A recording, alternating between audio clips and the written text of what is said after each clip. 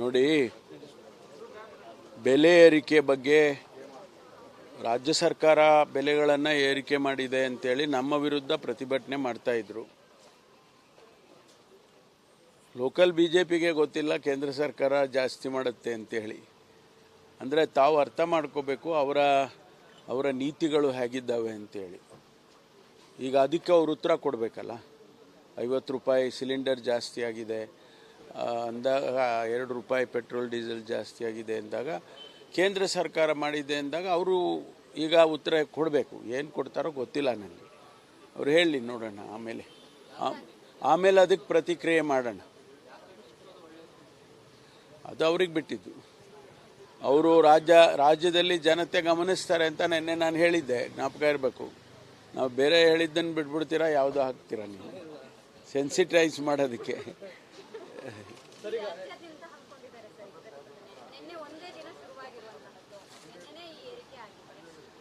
ಅದೇ ಅವರು ಈಗ ಜನಾಕ್ರೋಶ ಅಂತ ಹೇಳಿದ್ರಲ್ಲ, ಇದು BJP ಆಕ್ರೋಶ ಅಂತ ನಾನು ಹೇಳಿದ್ದೆ. ಜನದ ಆಕ್ರೋಶ ಅಲ್ಲಪ್ಪ, ಇದು BJP ಆಕ್ರೋಶ ಅಂತ. ಈಗ ಅವರು ಆಕ್ರೋಶ ಮಾಡಕ್ಕೆ ಹೊರಟಿರೋರು ಈಗ ಉತ್ತರ ಕೊಡಬೇಕು. ಉತ್ತರ ಏನು ಕೊಡ್ತಾರೋ ನೋಡೋಣ. ಆಮೇಲೆ ನಾವು ಪ್ರತಿಕ್ರಿಯೆ ಮಾಡ್ಬೋದು. ಅದಕ್ಕೆ ಮೊದಲು ನಾನು ಒಂದು ಕ್ಲಾರಿಫಿಕೇಷನ್ ಕೊಡೋದಕ್ಕೆ ಬಯಸ್ತೇನೆ. ನಿನ್ನೆ ನನ್ನ ಹೇಳಿಕೆಯನ್ನು ಸರಿಯಾಗಿ ಅರ್ಥೈಸಿಲ್ಲ, ನೀವು ಅರ್ಥೈಸಿಲ್ಲ, ಅದನ್ನು ಬೇರೆ ಬೇರೆ ಪ್ಲ್ಯಾಟ್ಫಾರ್ಮಲ್ಲೂ ಕೂಡ ಬೇರೆ ಬೇರೆ ಅರ್ಥೈಸಿದ್ದಾರೆ. ನಾನು ಯಾವತ್ತೂ ಕೂಡ ಮಹಿಳೆಯರ ರಕ್ಷಣೆಯ ಪರವಾಗಿರೋನು.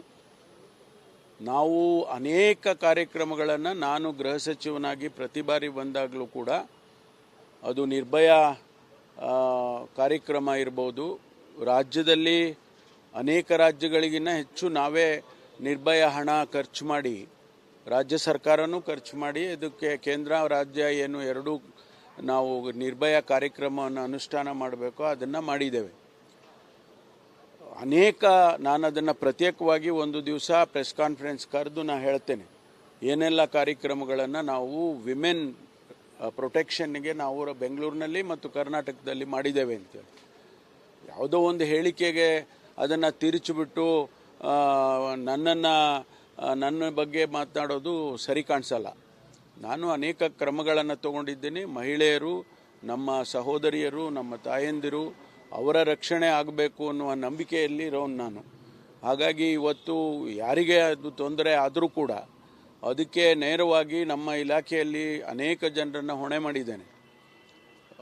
ಹಾಗಾಗಿ ನನ್ನ ಹೇಳಿಕೆಯನ್ನು ತಿರುಚಿ ಹೇಳ್ತಕ್ಕಂಥದ್ದು ಆಗಬಾರ್ದು. ಒಂದು. ಎರಡನೇದು, ಅಂಥದ್ದೇನಾದರೂ ಕೂಡ ಯಾರಿಗಾದರೂ, ಭಾರತೀಯ ಜನತಾ ಪಾರ್ಟಿಯವರು ರಾಜಕೀಯ ಮಾಡೋದು ಅವರಿಗೆಲ್ಲ ನಾನು ಹೇಳ್ತಾ ಇರೋದು ಈ ಮಾತನ್ನು, ನಮ್ಮ ಸಹೋದರಿಯರು, ತಾಯಂದಿರು ಯಾರಿಗಾದರೂ ಕೂಡ ಈ ನನ್ನ ಹೇಳಿಕೆ ಅಕಸ್ಮಾತ್ ಏನಾದರೂ ಅವರಿಗೆ ಮನಸ್ಸಿಗೆ ನೊಂದಿದ್ದಿದ್ರೆ ನಾನಾಗಿ ವಿಷಾದವನ್ನು ವ್ಯಕ್ತಪಡಿಸ್ತೇನೆ. ಆದರೆ ಅದನ್ನು ಬೇರೆ ಬೇರೆ ರೀತಿಯಲ್ಲಿ ಬೇರೆ ಬೇರೆ ಪ್ಲ್ಯಾಟ್ಫಾರ್ಮಿಗೆ ತೊಗೊಂಡೋಗೋ ಅಗತ್ಯ ಇಲ್ಲ. ಅಲ್ಲ, ನಾನು ಪ್ರತಿನಿತ್ಯ ಹೇಳಿದ್ನಲ್ಲ, ನೆನ್ನೆನೂ ಹೇಳಿದ್ದೇನೆ, ಪ್ರತಿನಿತ್ಯ ನನಗೆ ಕಮಿಷನರು ಬ್ರೀಫಿಂಗಿಗೆ ಬಂದಾಗಲಿ, ನಮಗೆ ಇಡೀ ಸ್ಟೇಟಿನಿಂದ ಎಲ್ಲ ಬ್ರೀಫಿಂಗಿಗೆ ಬಂದಾಗಲಿ ನಾನು ಅದನ್ನು ಗಮನಿಸ್ತೇನೆ. ಇನ್ನು ನಿನ್ನೆ ಕೂಡ ಯಾವುದಾದ್ರೂ ಜಿಲ್ಲೆಗೆ ಹೋದರೆ ಭಾಳ ಪ್ರಾಮುಖ್ಯವಾಗಿ ಈ ವಿಚಾರಗಳನ್ನು ನಾನು ರಿವ್ಯೂ ಮಾಡುವಾಗ ತೊಗೊಳ್ತೀನಿ. ನಿನ್ನೆ ಕೂಡ ನಾನು ಚಿಕ್ಕಬಳ್ಳಾಪುರದಲ್ಲಿ ಇದನ್ನೇ ನೋಡಿದ್ದೇನೆ.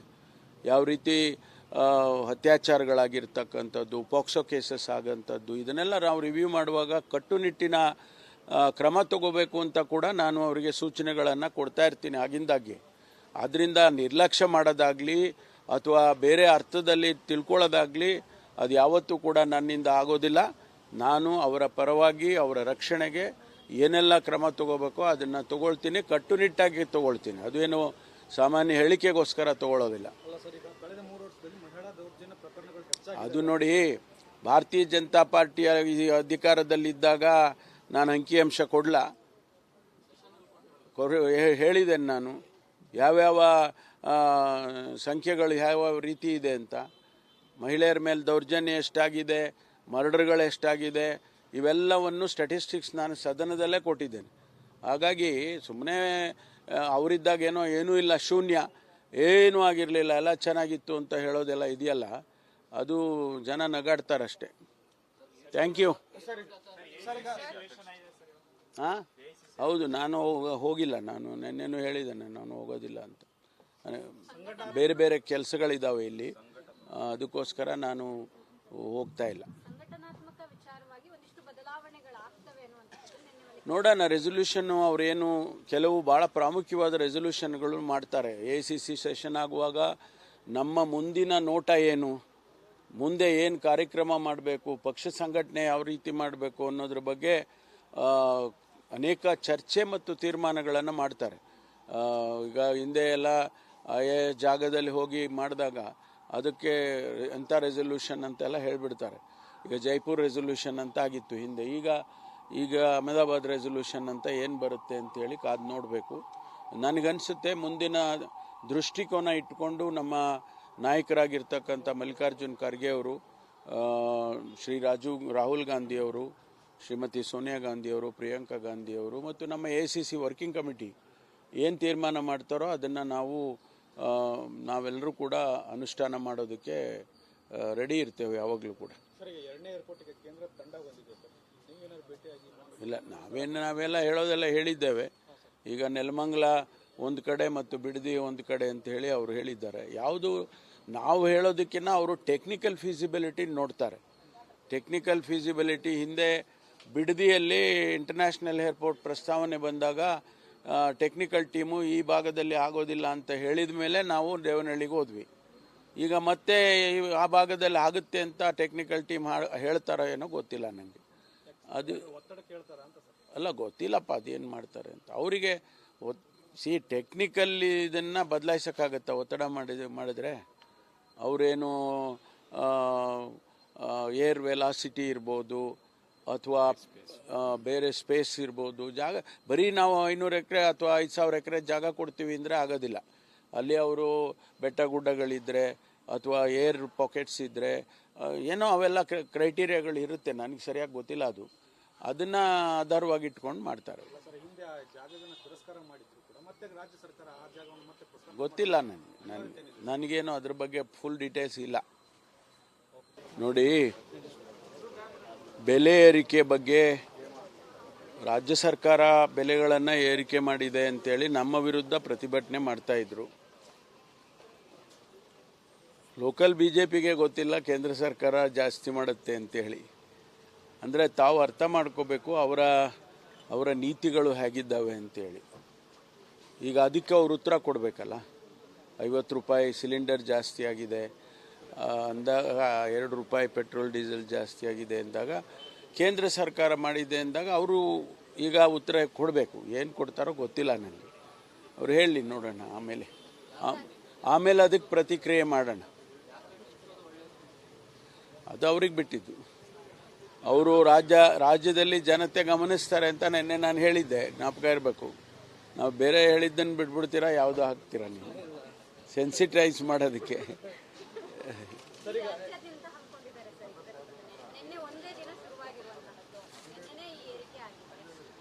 ಅದೇ ಅವರು ಈಗ ಜನಾಕ್ರೋಶ ಅಂತ ಹೇಳಿದ್ರಲ್ಲ, ಇದು BJP ಆಕ್ರೋಶ ಅಂತ ನಾನು ಹೇಳಿದ್ದೆ. ಜನದ ಆಕ್ರೋಶ ಅಲ್ಲಪ್ಪ, ಇದು BJP ಆಕ್ರೋಶ ಅಂತ. ಈಗ ಅವರು ಆಕ್ರೋಶ ಮಾಡಕ್ಕೆ ಹೊರಟಿರೋರು ಈಗ ಉತ್ತರ ಕೊಡಬೇಕು. ಉತ್ತರ ಏನು ಕೊಡ್ತಾರೋ ನೋಡೋಣ, ಆಮೇಲೆ ನಾವು ಪ್ರತಿಕ್ರಿಯೆ ಮಾಡ್ಬೋದು. ಅದಕ್ಕೆ ಮೊದಲು ನಾನು ಒಂದು ಕ್ಲಾರಿಫಿಕೇಷನ್ ಕೊಡೋದಕ್ಕೆ ಬಯಸ್ತೇನೆ. ನಿನ್ನೆ ನನ್ನ ಹೇಳಿಕೆಯನ್ನು ಸರಿಯಾಗಿ ಅರ್ಥೈಸಿಲ್ಲ, ನೀವು ಅರ್ಥೈಸಿಲ್ಲ, ಅದನ್ನು ಬೇರೆ ಬೇರೆ ಪ್ಲ್ಯಾಟ್ಫಾರ್ಮಲ್ಲೂ ಕೂಡ ಬೇರೆ ಬೇರೆ ಅರ್ಥೈಸಿದ್ದಾರೆ. ನಾನು ಯಾವತ್ತೂ ಕೂಡ ಮಹಿಳೆಯರ ರಕ್ಷಣೆಯ ಪರವಾಗಿರೋನು.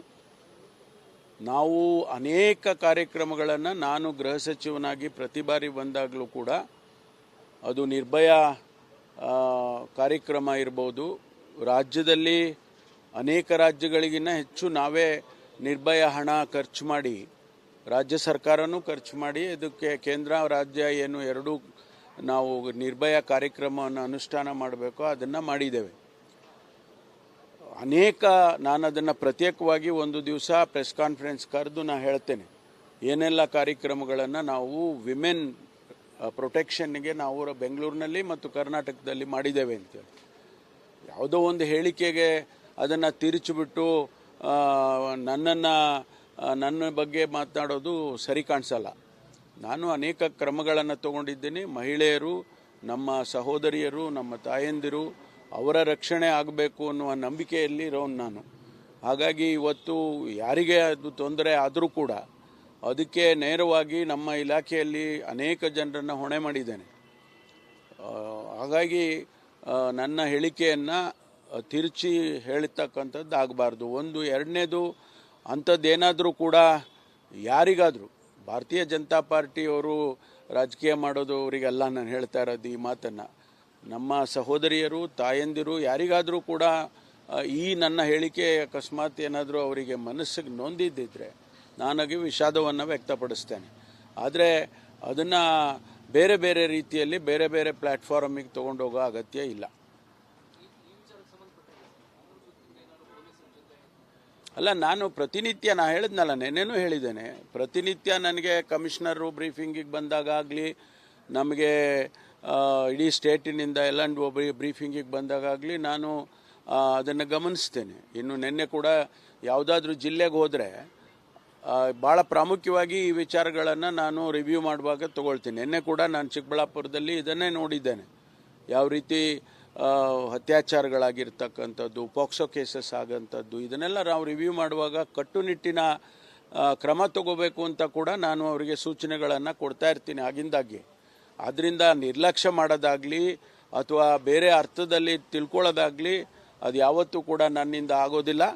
ನಾನು ಅವರ ಪರವಾಗಿ ಅವರ ರಕ್ಷಣೆಗೆ ಏನೆಲ್ಲ ಕ್ರಮ ತಗೋಬೇಕೋ ಅದನ್ನು ತಗೊಳ್ತೀನಿ, ಕಟ್ಟುನಿಟ್ಟಾಗಿ ತಗೊಳ್ತೀನಿ. ಅದೇನು ಸಾಮಾನ್ಯ ಹೇಳಿಕೆಗೋಸ್ಕರ ತಗೊಳ್ಳೋದಿಲ್ಲ. ಅದು ನೋಡಿ, ಭಾರತೀಯ ಜನತಾ ಪಾರ್ಟಿಯ ಅಧಿಕಾರದಲ್ಲಿದ್ದಾಗ ನಾನು ಅಂಕಿಅಂಶ ಕೊಡಲ ಹೇಳಿದ್ದೇನೆ. ನಾನು ಯಾವ್ಯಾವ ಸಂಖ್ಯೆಗಳು ಯಾವ ರೀತಿ ಇದೆ ಅಂತ, ಮಹಿಳೆಯರ ಮೇಲೆ ದೌರ್ಜನ್ಯ ಎಷ್ಟಾಗಿದೆ, ಮರ್ಡರ್ಗಳು ಎಷ್ಟಾಗಿದೆ, ಇವೆಲ್ಲವನ್ನು ಸ್ಟ್ಯಾಟಿಸ್ಟಿಕ್ಸ್ ನಾನು ಸದನದಲ್ಲೇ ಕೊಟ್ಟಿದ್ದೇನೆ. ಹಾಗಾಗಿ ಸುಮ್ಮನೆ ಅವರಿದ್ದಾಗ ಏನೂ ಇಲ್ಲ, ಶೂನ್ಯ, ಏನೂ ಆಗಿರಲಿಲ್ಲ, ಎಲ್ಲ ಚೆನ್ನಾಗಿತ್ತು ಅಂತ ಹೇಳೋದೆಲ್ಲ ಇದೆಯಲ್ಲ, ಅದು ಜನ ನಗಾಡ್ತಾರಷ್ಟೇ. Thank you. ಹಾಂ, ಹೌದು, ನಾನು ಹೋಗಿಲ್ಲ. ನಾನು ನೆನ್ನೆನೂ ಹೇಳಿದ್ದೇನೆ ನಾನು ಹೋಗೋದಿಲ್ಲ ಅಂತ. ಬೇರೆ ಬೇರೆ ಕೆಲಸಗಳಿದ್ದಾವೆ ಇಲ್ಲಿ, ಅದಕ್ಕೋಸ್ಕರ ನಾನು ಹೋಗ್ತಾ ಇಲ್ಲ. ನೋಡೋಣ, ರೆಸೊಲ್ಯೂಷನ್ನು ಅವರೇನು ಕೆಲವು ಭಾಳ ಪ್ರಾಮುಖ್ಯವಾದ ರೆಸೊಲ್ಯೂಷನ್ಗಳು ಮಾಡ್ತಾರೆ. ACC ಸೆಷನ್ ಆಗುವಾಗ ನಮ್ಮ ಮುಂದಿನ ನೋಟ ಏನು, ಮುಂದೆ ಏನು ಕಾರ್ಯಕ್ರಮ ಮಾಡಬೇಕು, ಪಕ್ಷ ಸಂಘಟನೆ ಯಾವ ರೀತಿ ಮಾಡಬೇಕು ಅನ್ನೋದ್ರ ಬಗ್ಗೆ ಅನೇಕ ಚರ್ಚೆ ಮತ್ತು ತೀರ್ಮಾನಗಳನ್ನು ಮಾಡ್ತಾರೆ. ಈಗ ಹಿಂದೆ ಎಲ್ಲ ಜಾಗದಲ್ಲಿ ಹೋಗಿ ಮಾಡಿದಾಗ ಅದಕ್ಕೆ ಎಂಥ ರೆಸೊಲ್ಯೂಷನ್ ಅಂತೆಲ್ಲ ಹೇಳಿಬಿಡ್ತಾರೆ. ಈಗ ಜೈಪುರ್ ರೆಸೊಲ್ಯೂಷನ್ ಅಂತ ಆಗಿತ್ತು ಹಿಂದೆ, ಈಗ ಅಹಮದಾಬಾದ್ ರೆಸೊಲ್ಯೂಷನ್ ಅಂತ ಏನು ಬರುತ್ತೆ ಅಂತೇಳಿ ಕಾದು ನೋಡಬೇಕು. ನನಗನ್ಸುತ್ತೆ ಮುಂದಿನ ದೃಷ್ಟಿಕೋನ ಇಟ್ಕೊಂಡು ನಮ್ಮ ನಾಯಕರಾಗಿರ್ತಕ್ಕಂಥ ಮಲ್ಲಿಕಾರ್ಜುನ್ ಖರ್ಗೆ ಅವರು, ಶ್ರೀ ರಾಹುಲ್ ಗಾಂಧಿಯವರು, ಶ್ರೀಮತಿ ಸೋನಿಯಾ ಗಾಂಧಿಯವರು, ಪ್ರಿಯಾಂಕಾ ಗಾಂಧಿಯವರು ಮತ್ತು ನಮ್ಮ ACC ವರ್ಕಿಂಗ್ ಕಮಿಟಿ ಏನು ತೀರ್ಮಾನ ಮಾಡ್ತಾರೋ ಅದನ್ನು ನಾವೆಲ್ಲರೂ ಕೂಡ ಅನುಷ್ಠಾನ ಮಾಡೋದಕ್ಕೆ ರೆಡಿ ಇರ್ತೇವೆ ಯಾವಾಗಲೂ ಕೂಡ. ಇಲ್ಲ, ನಾವೆಲ್ಲ ಹೇಳೋದೆಲ್ಲ ಹೇಳಿದ್ದೇವೆ.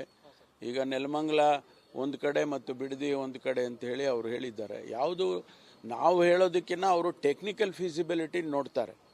ಟೆಕ್ನಿಕಲ್ ಫೀಸಿಬಿಲಿಟಿ ಹಿಂದೆ ಬಿಡದಿಯಲ್ಲಿ ಇಂಟರ್ನ್ಯಾಷನಲ್ ಏರ್ಪೋರ್ಟ್ ಪ್ರಸ್ತಾವನೆ ಬಂದಾಗ ಟೆಕ್ನಿಕಲ್ ಟೀಮು ಈ ಭಾಗದಲ್ಲಿ ಆಗೋದಿಲ್ಲ ಅಂತ ಹೇಳಿದ ಮೇಲೆ ನಾವು ದೇವನಹಳ್ಳಿಗೆ ಹೋದ್ವಿ. ಈಗ ಮತ್ತೆ ಆ ಭಾಗದಲ್ಲಿ ಆಗುತ್ತೆ ಅಂತ ಟೆಕ್ನಿಕಲ್ ಟೀಮ್ ಹೇಳ್ತಾರೋ ಏನೋ ಗೊತ್ತಿಲ್ಲ ನನಗೆ. ಅದು ಅಲ್ಲ, ಗೊತ್ತಿಲ್ಲಪ್ಪ ಅದೇನು ಮಾಡ್ತಾರೆ ಅಂತ. ಅವರಿಗೆ ಟೆಕ್ನಿಕಲ್ ಇದನ್ನು ಬದಲಾಯಿಸೋಕ್ಕಾಗತ್ತಾ? ಒತ್ತಡ ಮಾಡಿದ್ರೆ ಅವರೇನು ಏರ್ ವೆಲಾಸಿಟಿ ಇರ್ಬೋದು ಅಥವಾ ಬೇರೆ ಸ್ಪೇಸ್ ಇರ್ಬೋದು, ಜಾಗ ಬರೀ ನಾವು 500 ಎಕರೆ ಅಥವಾ 5,000 ಎಕರೆ ಜಾಗ ಕೊಡ್ತೀವಿ ಅಂದರೆ ಆಗೋದಿಲ್ಲ. ಅಲ್ಲಿ ಅವರು ಬೆಟ್ಟ ಗುಡ್ಡಗಳಿದ್ದರೆ ಅಥವಾ ಏರ್ ಪಾಕೆಟ್ಸ್ ಇದ್ದರೆ ಏನೋ ಅವೆಲ್ಲ ಕ್ರೈಟೀರಿಯಾಗಳು ಇರುತ್ತೆ. ನನಗೆ ಸರಿಯಾಗಿ ಗೊತ್ತಿಲ್ಲ ಅದು. ಅದನ್ನು ಆಧಾರವಾಗಿ ಇಟ್ಕೊಂಡು ಮಾಡ್ತಾರೆ. ಮತ್ತೆ ರಾಜ್ಯ ಸರ್ಕಾರ ಆ ಜಾಗವನ್ನು ಮತ್ತೆ ಗೊತ್ತಿಲ್ಲ ನನಗೇನು ಅದ್ರ ಬಗ್ಗೆ ಫುಲ್ ಡೀಟೇಲ್ಸ್ ಇಲ್ಲ.